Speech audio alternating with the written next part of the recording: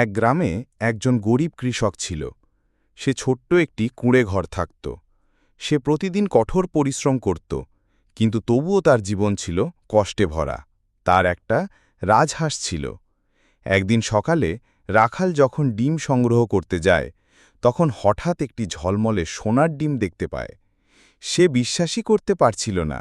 ডিমটি সে হাতে তুলে দেখে, এটা সত্যিই সোনার। সে তা বাজারে নিয়ে যায় এবং বিস্ময়ের সঙ্গে দেখে যে এটি অনেক দামে বিক্রি হল। এভাবে প্রতিদিন সেই হাঁসটি একটি করে সোনার ডিম দিতে থাকে। রাখালের দুঃখের দিন শেষ হয়, তার জীবন সুখে ভরে ওঠে। কিন্তু ধীরে ধীরে রাখালের মনে লোভ জন্ম নেয়। সে ভাবে, হাঁসের পেটে নিশ্চয়ই অনেক সোনার ডিম জমে আছে। সব ডিম একসাথে পেলেই তো সে একেবারে ধনী হয়ে যাবে। সেই লোভে পড়ে রাখাল এক ভয়ঙ্কর সিদ্ধান্ত নেয় যে সে হাঁসটিকে মেরে ফেলবে। কিন্তু হাঁসের পেটে কোনো ডিম ছিল না, সব ছিল শূন্য। রাখাল হতবাক হয়ে যায়। সে বুঝতে পারে সে তার প্রতিদিনের আয়ের উৎসটিকে নিজেই ধ্বংস করে দিয়েছে।